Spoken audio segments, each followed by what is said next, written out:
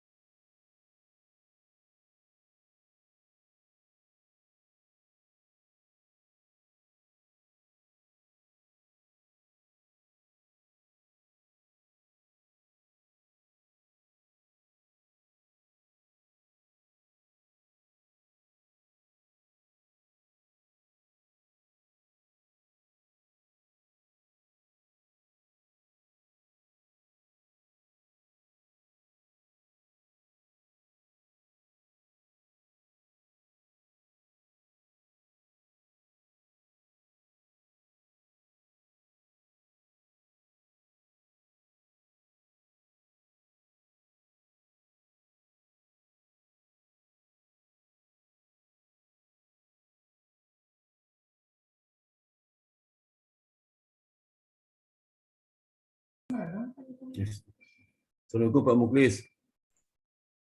Assalamualaikum Pak Muklis. Selamat siang, Mbak.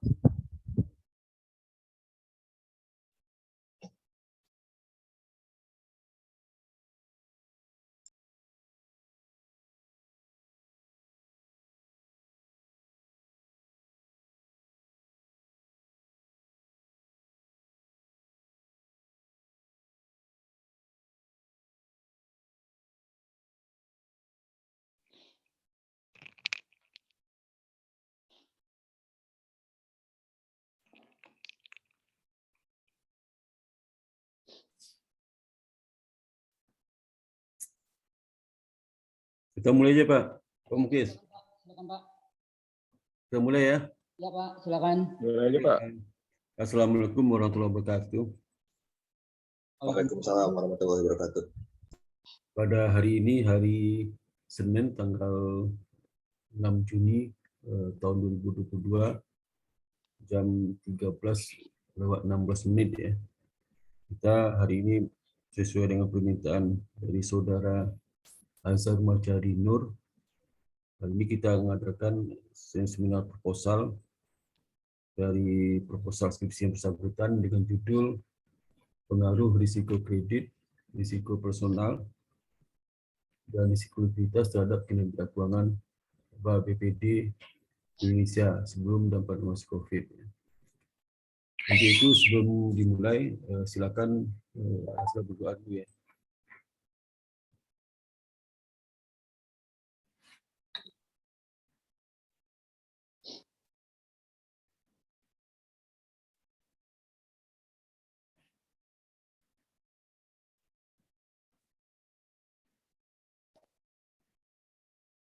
Udah. Kasih tahu udah ya, kasih tahu udah.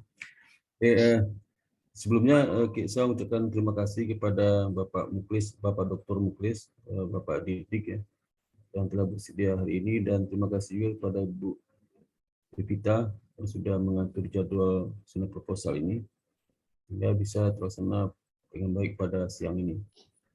Nah, hari ini kepada Saudara Azhar nanti dipersilakan presentasi tidak 15 menit ya. Setelah itu nanti kita mintakan tanggapan atau pertanyaan itu dalam rangka perbaikan proposal dari Saudara Azhar ini kepada Pak Dr. Muklis dan Bapak Didik.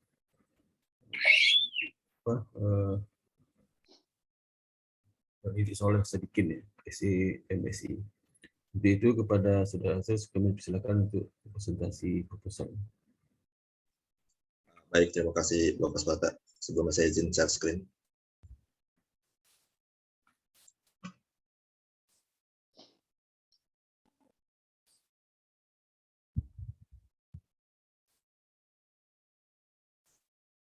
Baik, apa sudah terlihat sepenuhnya? Sudah. Baik. Assalamualaikum warahmatullahi wabarakatuh. Selamat siang kepada Bapak Dr. Sparta, Bapak Dr. Muklis, dan Bapak Dik, dan juga selamat siang kepada Mbak Devita dan juga teman-teman yang telah hadir di seminar proposal saya dengan judul pengaruh risiko kredit, risiko operasional, dan risiko likuiditas terhadap kinerja keuangan pada Bank Pembangunan Daerah di Indonesia sebelum dan pada masa COVID-19.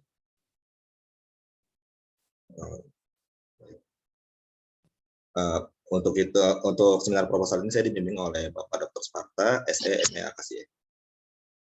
Yang pertama ada pendahuluan.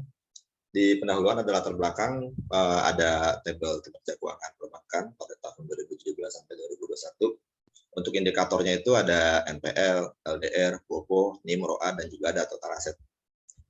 Untuk tahun 2017 sampai 2019, untuk NPL itu masih di sekitar 2,3 sampai 2,5%, namun tahun 2020 itu mengalami kenaikan menjadi 3,05 dan tahun selanjutnya naik lagi jadi 3,19.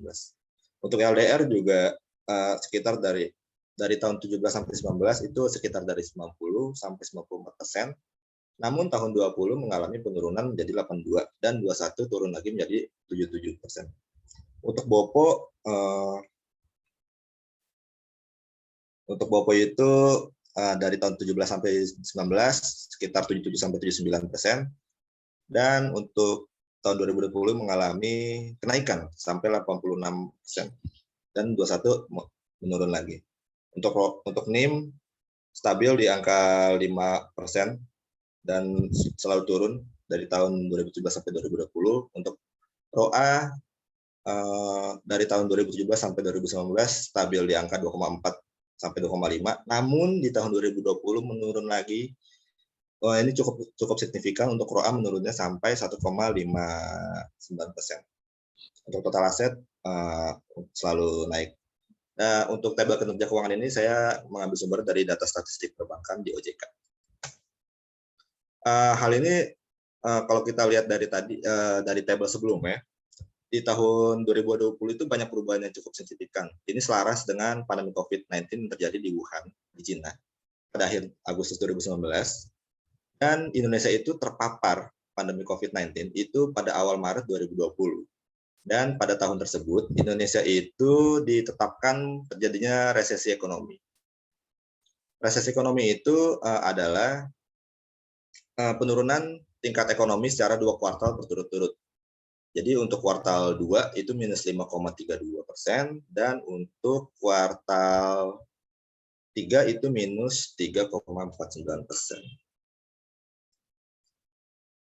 Nah, jadi untuk slide selanjutnya yang sekarang, itu adalah ada pernyataan dari Asosiasi Bank Daerah yang menyatakan bahwa kinerja keuangan BPD itu lebih baik daripada kinerja keuangan industri perbankan lainnya. Hal ini dapat dilihat dari tabel berikut. Ada indikatornya, ada total aset, dana pihak ketiga, kredit, laba, modal inti, itu mengalami kenaikan dari tahun 2019 di akhir Desember 2020. Jadi identifikasi masalahnya, pada tahun 2020 Indonesia itu terkena wabah COVID-19 yang membuat Indonesia mengalami resesi ekonomi karena terjadinya penurunan ekonomi, tingkat ekonomi secara 2 kuartal berturut-turut. Dan meskipun ada pernyataan bahwa kinerja keuangan dari BPD itu lebih baik daripada industri perbankan lainnya, saya merasa perlu untuk melakukan penelitian terkait risiko kredit, risiko operasional, dan risiko likuiditas dari BPD. Lalu kontribusi penelitiannya, jadi penelitian saya ini hasil modifikasi dari penelitian terdahulu, yaitu Cheng et al. Pada tahun 2020. Jadi judul dari penelitian Cheng et al. Itu adalah Credit Risk Operational, Credit Risk, Operational Risk, Liquidity Risk terhadap profitabilitas. Dan dia menggunakan objek penelitiannya itu Bank Afrika Selatan. Nah, sedangkan saya untuk gap research-nya, saya menggunakan objek penelitian itu menggunakan Bank Pembangunan Daerah untuk periodenya 2017 sampai 2021. Dan untuk variabel penelitiannya saya ada dependent, itu menggunakan kinerja keuangan perbankan. Lalu variabel independennya saya menggunakan risiko kredit, risiko operasional, risiko likuiditas. Lalu variabel kontrolnya saya ada ukuran bank atau bank size. Dan untuk variabel dummy-nya saya menambahkan variabel dummy, yaitu pandemi COVID-19. Untuk pembatasan masalahnya ini, penelitian ini hanya dilakukan pada kategori bank BPD yang terdaftar di OJK dengan periode 2017 sampai 2021 saja. Lalu kinerja keuangan dalam penelitian ini akan diproyeksikan hanya dengan rasio return on asset saja. Lalu variabel yang dianggap mempengaruhi kinerja keuangan itu dibatasi pada risiko kredit, risiko operasional, dan juga risiko likuiditas. Untuk rumusan masalah ada 4. Pertama ada apakah risiko kredit, lalu ada apakah risiko operasional, apakah risiko likuiditas, dan juga apakah pandemi COVID-19 ini dari masing-masing keempat rumusan masalah ini apakah akan mempengaruhi kinerja keuangan pada bank BPD. Untuk tujuan penelitiannya itu untuk menganalisis dan mengetahui dari rumusan masalah sebelumnya. Untuk manfaat penelitian saya ada 3 manfaat. Pertama ada bagi akademisi. Itu diharapkan menjadi pengetahuan tambahan untuk kondisi BPD di Indonesia, serta dapat dijadikan referensi untuk penelitian selanjutnya. Lalu yang kedua ada untuk praktisi, jadi diharapkan memiliki manfaat khususnya untuk meningkatkan manajemen risiko terkait pengendalian risiko kredit, risiko operasional, dan juga risiko likuiditas. Serta kejadian patologi seperti pandemi COVID-19. Lalu yang keempat itu bagi otoritas perbankan. penelitian ini diharapkan memiliki manfaat untuk dijadikan rekomendasi kebijakan untuk pengendalian risiko khususnya untuk BPD. Selanjutnya bab 2 saya masuk ke landasan teori. Ada grand teori saya menggunakan yang pertama ada teori sinyal. Jadi menurut Spence pada tahun 73, saya kutip dari Connelly et al. 2011, ya, itu menjelaskan bahwa pihak mengirim atau pemilik informasi memberikan sinyal berupa informasi yang mencerminkan keadaan bisnis yang berguna bagi penerimanya atau investor biasanya. Lalu informasi yang diberikan itu akan menjadi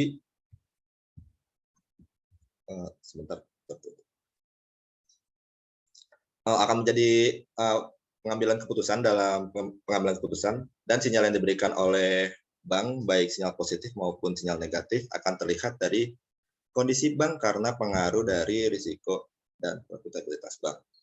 Jadi, misalnya kondisi bank mengalami penurunan, maka akan menjadi sinyal bagi para pemegang kepentingan.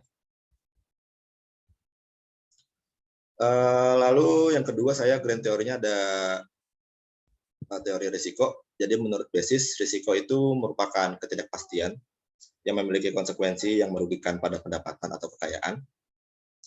Lalu untuk menurut Saunders and Cornet, risiko itu merupakan bagian yang tidak terpisahkan dari aktivitas bisnis. Misalnya perusahaan memberikan pinjaman kepada konsumen, itu seperti bank.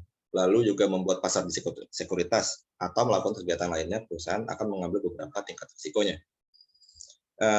Jadi jika meskipun demikian, jika risiko yang dihadapi besar, maka kemungkinan keuntungan akan menjadi besar pula. Misalnya saja kayak semakin banyak jumlah kredit yang diberikan, maka akan semakin tinggi pula risiko kreditan. Namun, dengan jumlah kredit yang banyak yang diberikan, maka akan berpotensi meningkatkan pendapatan melalui bunga kredit tersebut. Hal ini biasanya disebutnya dengan high risk high return.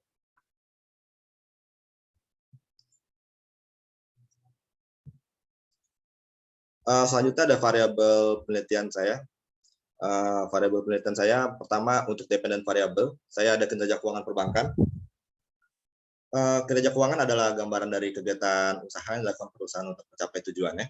Biasanya kinerja keuangan perbankan itu dapat dilihat dari hasil publikasi laporan keuangannya. Dan saya akan memproksikannya dengan ROA. Lalu ada independent variable. Saya ada 4. Pertama ada risiko kredit. Itu adalah risiko kerugian karena kegagalan dari debitur dalam membayarkan pinjamannya. Lalu risiko kredit saya akan proksikan dengan NPL. Selanjutnya ada risiko operasional. Ini risikonya muncul ketika malfungsi teknologi terjadi biasanya, dan akan diproksikan dengan BOPO. Lalu untuk risiko likuiditas adalah risiko terjadinya jika penarikan kewajiban bank secara mendadak dan dengan skala yang besar, maka bank kemungkinan akan melikuidasi asetnya dalam waktu yang singkat dan dengan harga yang di bawah harga pasar. Saya untuk risiko likuiditas akan diproksikan menggunakan LDR. Lalu pandemi COVID-19 itu merupakan wabah penyakit pandemi, dan saya akan menggunakan dengan DAMI ya. Untuk kontrol variabelnya saya menggunakan ukuran bank. Ukuran bank menurut Putra Pangestuti itu merupakan bagian penting dari profitabilitas karena bank yang memiliki size yang besar itu akan memiliki diversifikasi produk yang tinggi dibanding dengan bank yang memiliki size yang kecil. Untuk rangka pemikirannya, saya ada independent variabelnya, itu ada risiko kredit untuk X1, risiko operasional X2, risiko likuiditas X3, dan pandemi COVID-19 X4. Masing-masing akan dilihat hipotesisnya apakah akan mempengaruhi terhadap dependent variable yaitu kinerja keuangan atau ROA. Dan ada variabel kontrol berupa size bank. Untuk pengembangan hipotesisnya, yang pertama ada H1. Apakah risiko kredit atau NPL berpengaruh negatif signifikan terhadap kinerja keuangan ROA? Jadi dalam penelitian yang dilakukan sebelumnya oleh Attar et al., terus ada Almeklavi, ada Pracoyo, ada Mose, dan ada Mas Bupisari, itu menunjukkan bahwa risiko kredit itu berpengaruh negatif terhadap ROA, sehingga dapat disimpulkan kenaikan NPL itu mengakibatkan penurunan ROA. Lalu H2, ada risiko operasional atau BOPO apakah berpengaruh negatif terhadap kinerja keuangan. Berdasarkan penelitian sebelumnya itu Attar et al. Itu menunjukkan bahwa risiko operasional berpengaruh negatif terhadap ROA. Namun berdasarkan hasil penelitian Rembet dan Baramuli menunjukkan bahwa risiko operasional itu tidak berpengaruh terhadap ROA. Meskipun demikian, saya mengambil hipotesis sementara itu adalah risiko operasional berpengaruh negatif terhadap kinerja keuangan. Untuk yang ketiga, saya ada H3, risiko likuiditas atau LDR berpengaruh negatif terhadap kinerja keuangan. Jadi dalam penelitian sebelumnya ada dari Khalid dan Hossein dan juga ada Trang et al. Itu menunjukkan bahwa risiko likuiditas berpengaruh negatif terhadap ROA. Namun penelitian Wijaya N.Tias, Rembet Baramuli, dan Mas Bisari menunjukkan bahwa risiko likuiditas tidak berpengaruh terhadap ROA. Meskipun masih terdapat inkonsisten, saya mengambil hipotesisnya adalah risiko likuiditas berpengaruh negatif terhadap kinerja keuangan. Selanjutnya ada H4, yaitu pandemi COVID-19 berpengaruh negatif terhadap kinerja keuangan. Berdasarkan penelitian sebelumnya yang dilakukan oleh Shen et al. Pada tahun 2020 itu menghasilkan bahwa pandemi COVID-19 memiliki pengaruh negatif terhadap profitabilitas. Lalu ada bab 3, yaitu metode penelitian. Untuk metode penelitian saya, untuk desain penelitiannya saya menggunakan studi empiris yang menggunakan penelitian terdahulu sebagai acuan penelitian dengan jenis data sekunder yang saya bisa dapatkan dari website OJK maupun website bank-bank yang saya tuju. Dan objek penelitian saya adalah Bank Pembangunan Daerah di Indonesia, periodenya hanya dari 2017 sampai 2021. Untuk teknik pengumpulan datanya, saya menggunakan purposive sampling. Jadi pengambilan sampel itu berdasarkan kelompok tertentu dan sesuai dengan kriteria yang saya tetapkan. Untuk kriterianya, yang pertama itu ada BPD harus terdaftar di OJK, lalu BPD itu harus mempublikasikan laporan keuangannya selama tahunan, selama periode 2017 sampai 2021. Dan yang ketiga, BPD itu memiliki data yang lengkap sesuai yang saya butuhkan. Lalu ada operasional variabelnya. Untuk variabel dependennya saya ada kinerja keuangan yang akan diproksikan dengan menggunakan ROA. Dan cara pengukurannya itu dengan cara ROA sama dengan net income dibagi dengan total aktiva dikali 100%. Lalu ada variabel independennya, saya ada risiko kredit. Untuk risiko kredit saya akan proksikan dengan NPL, yaitu cara menghitungnya adalah NPL sama dengan kredit bermasalah dibagi dengan total kredit dikali 100%. Lalu untuk risiko operasional saya proksikan dengan BOPO. Cara menghitungnya adalah beban operasional dibagi dengan pendapatan operasional dikali dengan 100%. Lalu ada risiko likuiditas, saya proksikan dengan LDR. Cara perhitungannya adalah dengan total kredit dibagi dengan total dana pihak ketiga dikali 100%. Dan ada dummy COVID-19. Untuk cara perhitungannya, saya menggunakan nilai 0 untuk periode yang tidak terdampak COVID-19, dan juga ada nilai 1 untuk periode yang terdampak dengan COVID-19. Untuk variabel kontrol, saya menggunakan bank size, dan cara menghitungnya dengan logaritma natural dari total aset bank tersebut. Untuk teknik pengolahan dan analisis data, saya pertama ada analisis statistik deskriptif. Lalu yang kedua saya ada analisis regresi data panel yang akan diuji dengan menggunakan uji Chow, uji Hausman, dan juga ada uji Lagrange multiplier. Lalu yang ketiga saya ada uji asumsi klasik, akan diujikan dengan uji normalitas, uji multikolinearitas, lalu ada uji heteroskedastisitas, dan juga ada uji autokolerasi.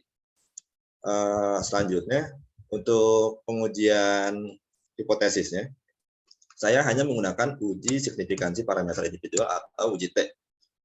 Karena penelitian saya itu hanya menguji pengaruh dari variabel-variabel independen secara parsial terhadap variabel dependen saja. Lalu ada uji regresi linear berganda. Jadi penelitian ini akan menggunakan dua model regresi. Yaitu yang pertama ada untuk menguji hipotesis H1, H2, dan H3. Tapi untuk regresi yang pertama itu tidak melibatkan pengaruh dari hipotesis yang keempat atau H4. Jadi berdasarkan ini bentuk rumus regresinya adalah ROA IT sama dengan alfa 0 ditambah alfa 1 NPL IT ditambah alfa 2 Bopo IT ditambah alfa 3 LDR IT ditambah alfa 4 bank size IT ditambah estimasi error IT. Untuk yang modul regresi yang kedua, saya akan menguji H1, H2, H3 dan akan melibatkan pengaruh dari H4, yaitu menggunakan dummy COVID. Untuk perhitungannya seperti tadi, ada ROA IT alfa 0 ditambah alfa 1 NPL IT ditambah alfa 2 Bopo IT ditambah alfa 3 LDR IT ditambah Dekov IT ditambah alfa 4 bank size IT dan ditambah estimasi error.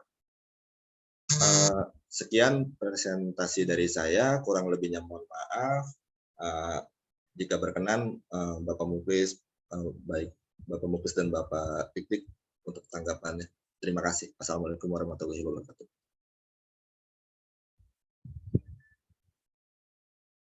Waalaikumsalam warahmatullahi wabarakatuh.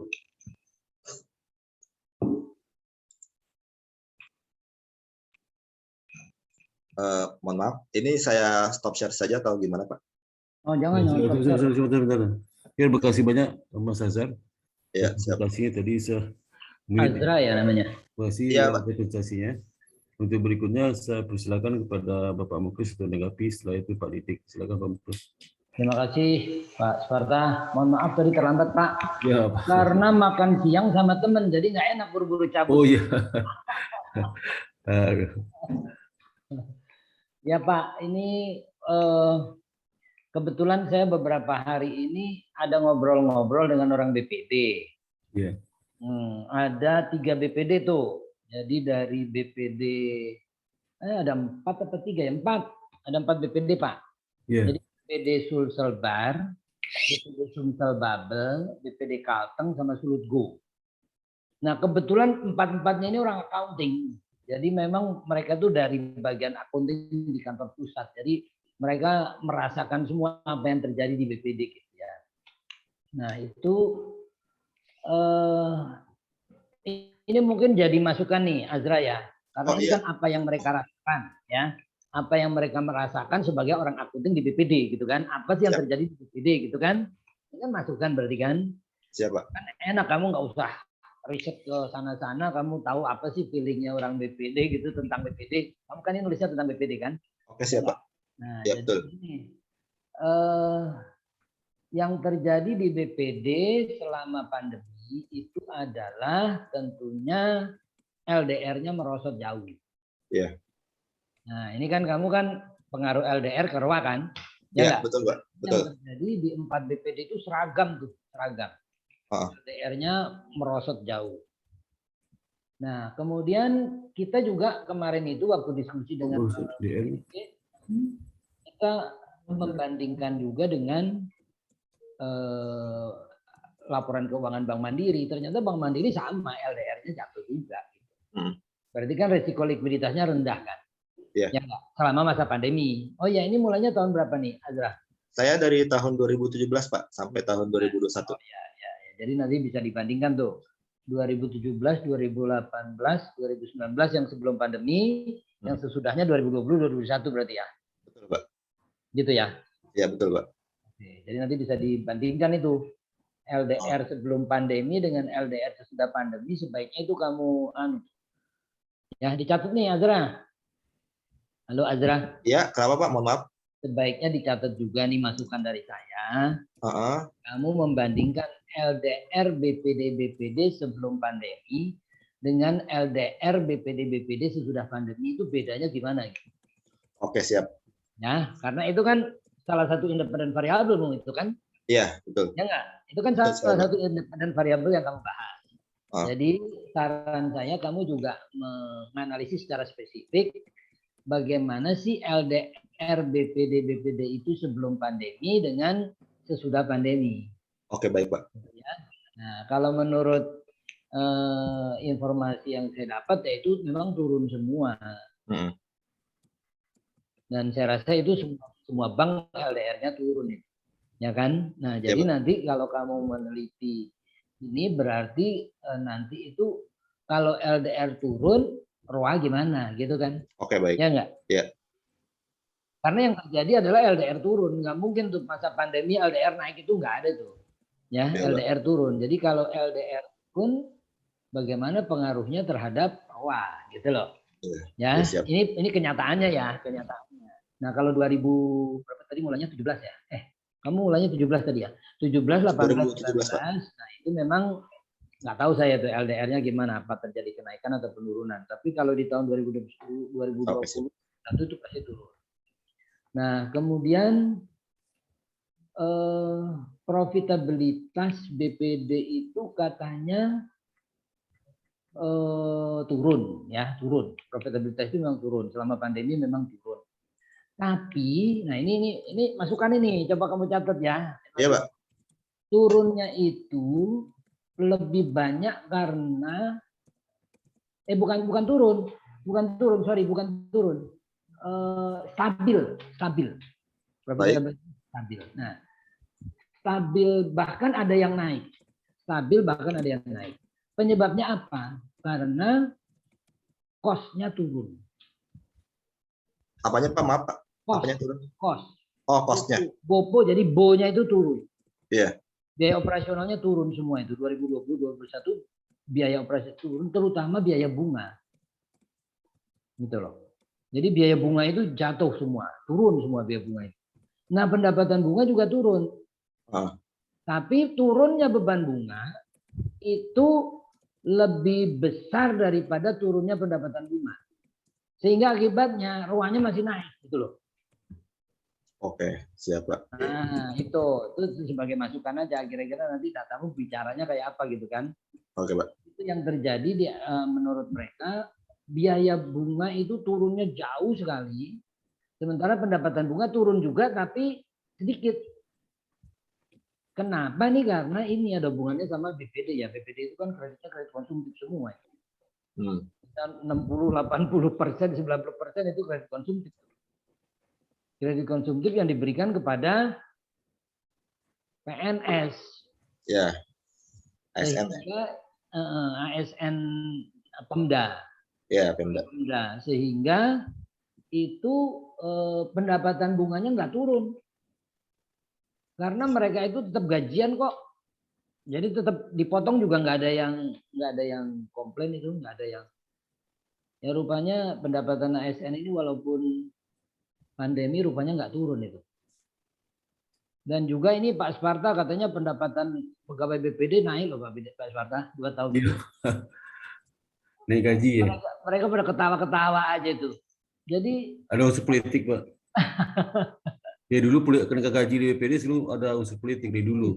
Iya, padahal kan ini zaman susah ya, pandemi 2020-2021. Tapi gaji pegawai BPD dibanding pendapatan loh Pak, bukan dalam rupiah Pak. Ya jadi sama ini Pak kasus. Dalam rupiah naik, ya. dalam persen juga naik itu. Ya. Naiknya tinggi tuh. Jadi gaji dibanding dengan pendapatan. Itu selama masa pandemi naik Pak. Ya. Nah, itu saya dengar itu tidak cuma karena turunnya pendapatan, tapi karena gajinya mau dinaikkan juga Pak BPD itu. Nah, akhirnya terus saya sindir-sindir, waduh Anda ini orang pada prihatin, Anda kok malah naik gaji, saya bilang gitu kan. Loh, kita kan butuh vitamin Pak, gitu katanya. Iya betul. Ini masa pandemi kita butuh vitamin katanya gitu. Waduh, ya udahlah. Jadi kira-kira seperti itu tuh kondisinya ya. Siapa? Jadi beban operasi turun ya. Kamu pada bilang kan BOPO ya. Iya, beban operasi itu turun, tapi bukan karena biaya non bunga. Kalau biaya gaji dan segala macam tetap naik. Yang turun itu biaya bunga, Pak. Jadi biaya bunga itu turun drastis karena kan dana banyak nganggur ya Pak di masyarakat. Nah, ini jadi sebaiknya kamu jangan cuma angka aja tapi tahu ceritanya lah gitu ya. Oke, siap Pak. Azra ya, tahu ceritanya terjadi di masyarakat kayak apa sih. Jadi dana itu kan banyak nganggur di masyarakat. Nah, itu dilempar ke bank semua karena mereka nggak pada mau buka usaha. Nggak mau ekspansi, nggak mau karena pandemi kan. Dilempar semua ke bank. Bank mau kasih bunga berapapun mereka terima. Nah, sehingga akibatnya beban operasionalnya kan turun. Ya enggak? Iya. Beban operasionalnya turun, sehingga walaupun pendapatan mereka turun, mereka tetap naik. ROA-nya tetap naik. Nah, itu ya, itu cobalah kamu pikirkan itu. Itu kondisi yang terjadi berdasarkan wawancara saya dengan 4 BPD kira-kira seperti itu. Baik Pak, siap. Ya, jadi beban bunga turun, beban bunga kan bagian dari biaya operasi. Ya enggak? Betul. Beban bunga turun besar, pendapatan bunga juga turun. Tapi turunnya pendapatan bunga itu tidak sebesar turunnya beban bunga. Sehingga ROA-nya masih naik gitu. ROA-nya masih naik. Nah, itu nanti ya dalam kenyataannya seperti itu. Jadi supaya kamu jangan tenggelam di angka-angka statistik aja tidak terkait dengan dunia nyatanya gitu loh. Ya. Oke, siap Pak. Siap. Sebetulnya yang bagus kamu wawancarain semua tuh bagian akunting di 26 BPD, cuman kan waktunya nggak ada kamu kan, jadi Iya, Pak. ya ada masukan dari saya kan lumayan lah gitu kan, biar kamu tahu kira-kira yang terjadi seperti apa gitu. Baik, Jadi Pak. kira-kira seperti itu ya, nanti kalau kamu mau ngobrol-ngobrol dengan saya boleh. Nah kemudian ini tentang variabel-variabel kamu ini ya. Siap Pak. Tadi kan BOPO itu kan kamu gunakan sebagai proksi dari resiko operasional ya. Betul Pak. Risiko operasional.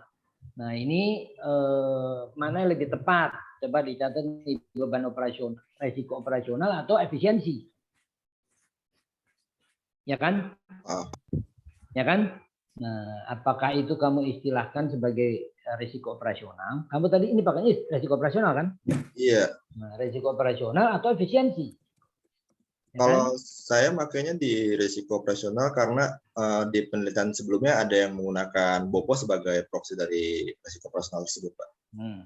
Kalau menurut kamu udah ngambil mata kuliah manajemen risiko belum? Sudah, Pak. Nah, kalau menurut buku manajemen risiko mengukur risiko operasional gimana? Ada yang pakai BIA ya, BIA juga ada. Pakai BIA lah, BIA. Pakai BIA gimana BIA? Yang Kalau paling pakai- basic, yang paling basic. Bentar, untuk perhitungan BIA, saya harus buka buku lagi, Pak. Nah, itu dia pakainya pendapat sebentar, dia pakai Itu yang yang risiko operasional memang saya keliru nih Pak. Sebenarnya jangan BOPO Mas pakainya yang basic approach itu Iya, menggunakan rata-rata operasi selama 3 tahun terakhir. betul. Tapi yang laba aja, yang rugi enggak. Yang laba aja 3 tahun terakhir. Kalau 3 tahun terakhir laba 2 tahun bagi 2 aja, 2 bagi 2. Oke, siap. Iya, itu. Kalau yang kayaknya BPD jarangnya rugi deh, Pak. iya, itu jadi jangan pakai BOPO, saya lupa nih, ganti BOPO ya. Oh iya, berarti habis Ganti ini ya, saya ganti. saya lupa ngasih tahu. Jarangnya Makasih Pak rugi, Muklis. Pak. Jarangnya rugi, Pak. BPD jarangnya rugi, Pak. Iya. Makasih Pak Untung Muklis. BPD ya. Ya, makasih. Nah, itu Terima kasih, Pak. ya terserah kalau mau pakai tetap BP, istilah BOPO istilah jangan beban operasional tapi efisiensi. Ya kan? Oke. Tapi kalau mau pakai yang diukur adalah risiko operasional, coba pakai itu apa tadi pendapatan Basic approach. biaya ya, pakai Biaya. itu hitung rata-rata 3 tahun terakhir. Ya, yang laba aja. Itu mencerminkan. Nah, justru ini kamu bisa sekalian itu benar nggak sih itu sebagai approach dari risiko operasional karena itu juga kan pendekatan ya. Oke. Ya. Oke. Nah, itu sebagai masukan. Siap, Pak. Kemudian tadi kan masalah LDR ya. Nah, nanti kalau LDR itu sih saya rasa itu memang merupakan risiko operasional ya. Risiko likuiditas. Nah, tapi nanti kamu tambahin tuh analisisnya. Kira-kira sebelum masa pandemi LDR BPD itu sekitar berapa sih? Dan berapa min-nya, berapa standar deviasinya. Kemudian kalau sesudah pandemi 2020-2021 LDR-nya itu berkisar antara berapa gitu. Oke, ya, berapa min-nya, berapa standar deviasinya, kamu bisa uji tuh berbeda signifikan nggak itu LDR-nya gitu kan. Nah, kalau berbeda signifikan lalu kita lihat nanti dampaknya gimana ke ROA ya, ke ROA. Nah, sebetulnya kan kalau LDR itu kalau dia masih rendah, itu dampaknya ke ROA mestinya positif. Oke. Karena kenaikan LDR itu akan meningkatkan ROA. Ya, Iya. ya kan? Misalnya LDR-nya tadinya baru 40%, 50%. Berarti kan belum semangat dia landingnya nih. Betul. Ya, DPK 100 yang di landing baru 40, 50 kan berarti masih sedikit tuh. Nah, berarti kalau dinaikkan jadi 60, 70, mestinya ROA-nya naik. Iya. Ya enggak? Nah, tapi kalau LDR-nya udah terlalu tinggi, misalnya 80%, 90%, nah itu kalau dinaikkan lagi bisa jadi pengaruhnya negatif ke ROA. Gitu kan? Ya enggak?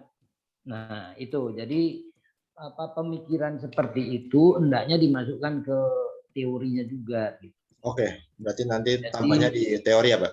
Di teori. Jadi Siap, kalau siap. LDR rendah kira-kira gimana sih ke ROA? Oke, Kalau siap. LDR udah cukup tinggi gimana pengaruh ke ROA? Nah, sekarang nanti kamu lihat tuh sebelum pandemi ROA sekitar berapa di BPD. Oke. Setelah pandemi ROA sekitar berapa. Oke. Nah, jadi kira-kira nanti itu dipakai untuk menginterpretasikan hasil kamu nanti. Baik, Ya, Pak. hasil kamu ke di dalam regresi nanti misalnya saya duga ya hasilnya ketika kamu belum memasukkan pandemi, kamu belum memasukkan pandemi itu mungkin pengaruh LDR itu mungkin saja sudah negatif ya. Artinya kalau LDR-nya dinaikkan, ROA-nya turun misalnya. Bisa juga, tapi mungkin juga belum ya, mungkin juga belum. Baik. Nah, berarti pada masa sebelum pandemi pengaruh LDR ke ROA bagaimana? Pada masa pandemi pengaruh LDR ke ROA bagaimana gitu loh. Hendaknya itu bisa kamu ungkapkan. Baik, Pak. Ya. Sebelum pandemi pengaruh LDR ke ROA bagaimana? Sesudah pandemi pengaruh LDR ke ROA bagaimana gitu loh. Baik, Pak. Ya, karena sesudah masa pandemi itu LDR itu pada jatuh semua. Nah, jadi diduga pengaruhnya ke ROA itu nggak tahu sih positif atau negatif ya, itu penelitianmu nanti ya. Iya, siap, Pak. Ini kamu datanya tahunan ya? Iya, saya pakai annual, Pak. Annual ya. Oke, itu. Jadi LDR itu perlu diperhatikan itu, kemudian NPL ya. Nah, kalau NPL ini, nah ada satu hal nih, NPL ini yaitu masalah kemarin sih saya dengan ada BPD. Jadi begini Pak Sparta. Iya, Pak. Oh iya, saya kemarin sebenarnya pengen dengerin itu Pak, yang Pak siapa Ibu Ratna Pak. Iya. Nggak bisa denger. Ada rekamannya nggak tuh Pak? Ada nanti saya kirim ke Pak. Akhirnya Pak, saya Iya. pengen denger itu, tapi Iya. saya kemarin ada kesibukan apa ya, Jumat ya Pak kemarin ya? Sabtu Pak, bagus Pak, Oh, anggarannya Pak, bagus nih, detail. Sabtu saya nggak bisa, Sabtu kemarin saya ada kegiatan apa lupa saya. Ya bagus Pak, itu detail Pak. Oh ya, nanti saya lihat rekamannya Pak ya. Iya Pak. Jadi ini ada pengaruh PSAK 71. PSAK 71. Iya. Jadi PSAK 71 itu rupanya begini Pak Sparta. Iya. Kalau terjadi kerugian, dampak dari penerapan PSAK 71 mengakibatkan kerugian, Iya. itu untuk penerapan pertama kali boleh dikurangkan ke laba ditahan Pak, nggak dikurangi Iya, ke betul. laba Pak. Iya. Itu boleh Pak, nggak harus, boleh. Nah jadi kalau bank-bank yang labanya kuat, nggak apa-apa lah dikurangkan ke laba. Tapi ada bank-bank itu yang dikurangkan ke laba ditahan Pak. Koreksi masa lalu itu. Nah, dianggap koreksi masa lalu. Ya. Nah, itu ada seperti itu. Nah, itu coba kamu singgung juga tuh di situ karena penerapan PSAK 71 itu kan tahun 2020. Instrumen keuangan itu. Ya, 2020 itu mulai terapkan awal 2020. 1 Januari. Iya. 1 Januari 2020 itu mulai diterapkan PSAK 71. Nah, karena itu umumnya mengakibatkan laba turun. Iya, betul. Umumnya mengakibatkan laba turun karena CKPN-nya naik. Iya. Nah, karena CKPN-nya naik, akibatnya laba turun, sehingga itu kemarin tuh ada disampaikan itu Pak, contoh kasus Pak di Mandiri sama di beberapa bank oleh Ratna, bagaimana laba bank-bank itu selama masa pandemi turun, sebelum pandemi. Semua ini sama masa pandemi. Sebelum pandemi. Iya. Sebelum pandemi itu berarti sebelum PSK 71 Pak, karena kan bareng tuh Pak. Iya, jadi bandingkan sebelum pandemi PSK 71 setelah PSK 71 turun Bang. KP-nya naik. Karena kebetulan bareng itu PSK 71 itu kan mulainya 1 Januari 2020. Iya, iya. Pandemi itu mulainya 1 April. Maret 2020. Maret, April lah, awal April. Ya, Maret April. Ya. Nah, berarti kan hampir bersamaan itu. Iya. Ya kan, hampir bersamaan. Jadi yang mana yang pengaruh COVID, yang mana yang mempengaruhi, yang mana yang pengaruh PSK 71 juga itu nyampur itu. Nah, itu perlu diperhatikan juga. Jadi dampak penerapan PSK 71. Nah, kemudian kamu juga harus singgung tuh POJK-nya itu. Oke, siap. Azra. Siap. POJK nomor berapa itu? Yang POJK yang relaksasi itu loh, relaksasi NPL. Relaksasi NPL. 31. 31 berapa ya? Pokoknya sekitar bulan Maret Iya. atau April tahun 2020 tuh keluarnya. Kamu harus singgung itu Azra. Nggak bisa kamu nggak nyinggung itu Azra. Oke, siap Pak. Saya tambahkan. POJK tentang relaksasi perhitungan CKPN. Oh, itu nomor 48, Pak. Nah, 48. Tanggal berapa? Kalau nggak salah itu Maret apa April? Maret. Maret 2020 ya. Nah, itu berpengaruh ke NPL. Oke. Jadi NPL itu perhitungannya nggak sama dengan NPL tahun 2009. Kamu catat itu Azra. Jadi ada perubahan cara menghitungnya, Pak? Iya. Oke, siap. Yang bikin berubah PSK berapa tuh? POJK 30 itu.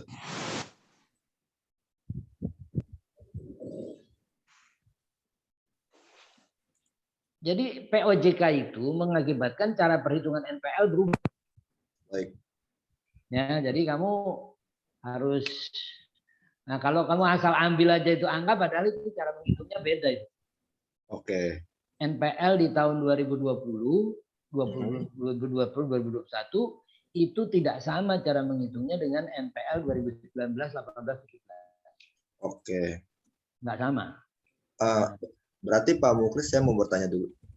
Kalau kan NPL kan yang berarti di sebelum tahun 2020 pakai perhitungannya tetap yang cara lama kan. Tapi setelah yang 21 baru saya menghitungnya dengan yang setelah POJK 30 itu. Iya, mereka. Jadi kan kamu tadi kan ngambil angkanya kan tinggal kamu ambil aja tuh. Iya, Ya enggak? Angkanya kan tinggal kamu ambil aja. Tapi kamu Oh. harus sadar bahwa cara perhitungan NPL yang di tahun 2020 dan 2021 itu enggak sama dengan cara perhitungan NPL tahun 2019, 18, 17. Jadi nanti kalau hasilnya bagaimana, itu nanti waktu menganalisis itu harus kamu pertimbangkan. Oke, baik Pak. Ya gitu. Kalau kamu kan nggak ngitung lah. Mau mana ada waktu mau ngitung-ngitung NPL segitu banyak. Kamu kan tinggal ambil aja tuh angka, ya kan? Kamu tinggal ambil aja angka. Nah, kamu harus sadar bahwa angka yang kamu ambil itu didapat dengan cara yang berbeda gitu loh. Oke, berarti saya terangkan ya Pak ya, bagaimana NPL itu didapat. Iya, bagaimana menghitung NPL di tahun 2020 dan 2021. Oke, siap. Dan bagaimana menghitung NPL di tahun 2019, 18, 17. Oke, siap Pak. Ini nanti tahun 2023 mungkin akan kembali ke cara lama lagi dan berarti itu mungkin NPL itu bisa jadi meledak nih. Nah, ini yang namanya kita belum tahu nih, masih menunggu-nunggu nih. Tuh. Baik Pak. Perlu dipertimbangkan lah gitu ya. Baik Pak. Nah, jadi nanti kalau kamu menganalisis pengaruh NPL ke ROA, nah nanti kamu harus sadar, ya kamu running aja dulu datanya. Nah, nanti kalau waktu menginterpretasikan kamu masukkan pertimbangan itu gitu. Oke, siap. Ya. Siap, Oke, saya rasa itu aja. Pak Sparta nanti saya minta ya Pak bahannya. Oke Pak. Bahannya ya Pak. Ya, itu masukan dari saya ya. Baik, terima kasih Bapak Muklis. Ya. Siap Pak. Nah, untuk supaya menambah Ya, terima kasih Pak. Wawasan jangan terlalu tenggelam di angka aja gitu loh. Baik Pak, baik Pak. Di apa yang terjadi di dunia ini. Oke, ya terima kasih ya Pak Sparta. Oke, terima kasih Pak Muklis, saya udah catat juga Pak Muklis masukan itu. Yang pertama itu tolong dimasukkan juga informasi selama pandemi 2020 2020 sama 2021, juga sebelum pandemi 2017-2019 ya. Ya. Ini merosotnya LDR ya. Kemudian juga profitabilitas juga stabil, akan naik tapi BOPO juga turun ya, karena perubahan suku bunga yang cukup rendah. Itu kayaknya tidak hanya di BPD, tapi di bank umum semuanya bank bunga deposito hampir 2,5%, yang kecil sekali itu. Ada 2,2% malah. Bank swasta ada yang berani 5% suku bunga depositonya. Tapi bank pemerintah sama BPD itu kecil sekali suku bunganya, karena tadi itu masyarakat itu tidak mau mendapat kredit satu UKM. Itu berbeda kasus dengan krisis moneter tahun 98 di mana suku bunga naik karena waktu itu UKM tidak bermasalah, malah jadi primadona kan. Sekarang pandemi itu UKM malah turun drastis kan.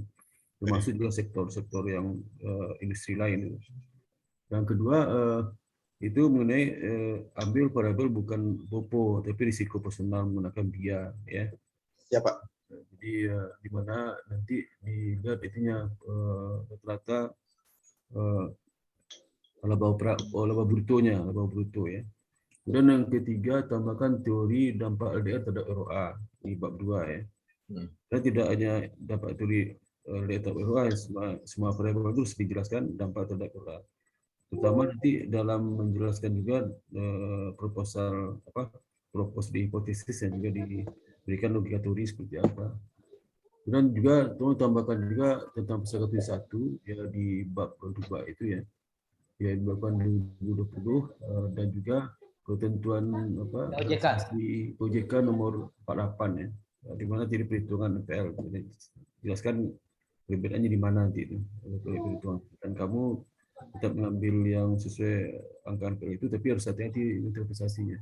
Oke, siap. Dan yang kelima nih dari saya juga, dari penjelasan Pak Muklis ini, mungkin perlu kita pakai uji beda. Uji beda rata-rata min sebelum pandemi dengan rata min masa pandemi. Uji beda semua variabel itu. Uji beda. Jadi nanti dua itu metodologi kamu, uji beda sama regresi. Oke. Di uji beda masing-masing variabel pakai, ada di buku reviews, ada tuh reviews di kampus ya. Nah, uji beda itu kau bisa jelaskan. Dan nanti kalau dampak masih terhadap profitabilitas itu pakai regresi kan. Jadi terjawab yang Pak Muklis inginkan itu nanti. Ya itu aja Pak Muklis, saya udah catat nih Pak. Terima kasih Pak Sparta. Dan ke berikutnya, terima kasih banyak Pak Muklis. Berikutnya kepada Pak Didik, silakan Pak Didik. Oke, terima kasih Pak.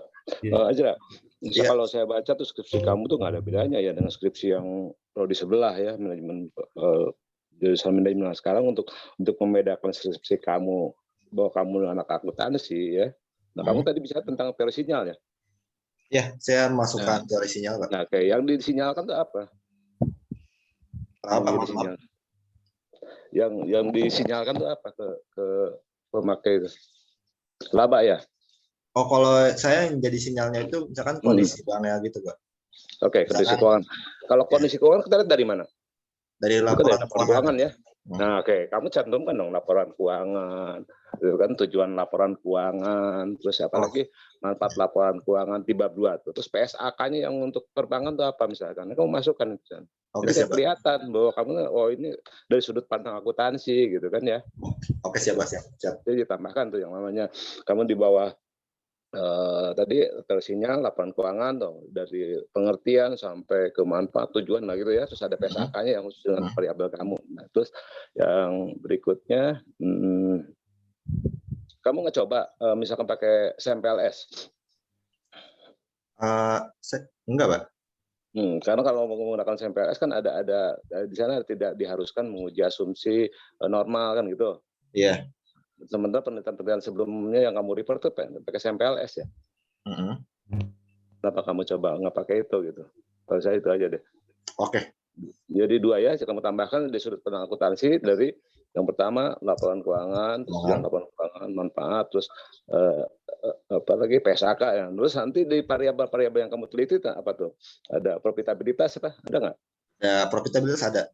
Oke, profitabilitas kamu ambil ya dari bukunya Subramanyam itu kan ya. Ukuran perusahaan. Ya, Subramanyam ada. Jadi jangan kamu ngutip yang dari orang, kamu ambil dari textbooknya aja. Oke, siap. Ya, kayak gitu aja dari saya. Cukup Pak. Yang kedua apa Pak? Yang kedua? Yang kedua, Tadi yang kedua apa? Itu yang pertama kan? Yang kedua apa Pak? yang pertama tadi ya kita kan dari terisinya yang disinyalkan itu apa, nanti ke laporan keuangan. Nah, terus laporan keuangan itu apa? Laporan keuangan itu apa? Terus manfaatnya, tujuannya, terus ada PSAK-nya. Terus setelah itu variabel penelitiannya itu disesuaikan dengan textbook yang ada di akuntansi. Apakah dari teori akuntansi, apakah dari analisa laporan keuangan. Gitu aja kalau saya sih. Biar kelihatan bahwa Terima kasih Pak Edi, saya udah catat deh. Oke. Pertama, Itu aja, Pak. bedanya skripsi manajemen dengan akuntansi. Memang ini topiknya akuntansi apa? Keuangan perbankan sebenarnya ini, keuangan perbankan. Jadi Kan sana ada POJK atau keuangan akuntansi perbankan perbankan nanti itu apa? Nah, itu aja. mungkin di teori tambahkan aja mengenai. Nah. Tapi jangan banyak-banyak tambahan laporan keuangan sedikit aja. Ya, siap. Dan juga mengenai PSAK, mungkin disinggungnya PSAK 71 itu. 71, kemudian juga PSAK perbankan aja lah. PSAK perbankan ada itu, PSAK PAPI perbankan. Singgung aja itu, tapi cukup satu lini aja. Karena kita kan tidak membahas tentang akuntansi secara murni ini, akuntansi perbankan. Kecuali nanti kita bahasnya teori akuntansinya. Jadi memang ini, tapi sekilas saja nanti yang perlu panjang. Oke. Teori itu yang relevan dengan analisis. Tapi terima kasih Pak Didik. Dan tulis sinyal itu memang tulis sinyal itu di alinea terakhir ada satu linia itu bagaimana sinyal itu menjelaskan. Itu kan grand theory itu kan menjelaskan dampak independent variable terhadap dependent variable. Makanya itu bisa jelaskan. Jadi di alinea terakhir menjelaskan aja. Itu menjelaskan apa dampak dependent variable independent terhadap dependent variable yang mana itu. Ya. Oke. Ini dijelaskan itu ya. Mahasiswa emang suka lupa itu. Iya, Pak. Bacanya itu. Ini mutar-mutar tulisannya dijelaskan, mutar-mutar, tapi lihat terakhir fokus pada deskripsimu, yang tulisannya digunakan. Nanti kan dipakai juga untuk menekan hipotesis kan itu, hipotesis. Sinyal itu bagaimana menjelaskan hipotesis itu. Ya. Saja lagi Pak Didik yang bertanya. Sudah cukup Pak. Oke, makasih banyak ya. Oke, terima kasih. Saya sudah catat semua ini yang ditangani oleh Pak Muklis sama Pak Didik ya. Terima kasih kepada Pak Muklis, Dr. Muklis dan Pak Didik atas masukannya. Untuk itu, kalau sudah nggak ada tambahan lagi, seminar proposal saya tutup. Dengan sebelumnya, saya harapkan si Azhar menyelesaikan bab 4 sama bab 5 itu 1 bulan setelah ini. Mungkin kita bulan Juli ya, awal minggu pertama Juli sudah selesai gitu ya. Jadi kamu bisa sidang di bulan Juli segera ya. Karena jangan lama. Karena kenapa nggak boleh lama? Itu kamu 140 SKS kamu selesaikan dalam waktu 7 semester. Masa 6 SKS kamu selesaikan 7 semester juga? Nggak mungkin. Enggak, Pak. Cukup 1 semester saja. Semester lah. Semester kamu selesaikan selama ini kan selama khusus SKS. Masa 6 SKS skripsi kamu selesaikan sampai 3 semester kan nggak mungkin. Siap. Itu namanya tindakan konyol itu konyol. Jangan sampai negara skripsi nggak selesai, kamu nggak selesai nggak selesai sarjana. Nah, itu tindakan konyol mahasiswa dan dosen juga paham tentang itu ya. Jadi tolong deh segera diselesaikan. Jadi saya sampaikan, alhamdulillah. Assalamualaikum warahmatullahi wabarakatuh. Waalaikumsalam warahmatullahi wabarakatuh. Terima kasih Pak Sparta, Pak Muklis, Pak Dikdik. Terima kasih Pak Sparta. Yes, Halo Pak Didik, pamit.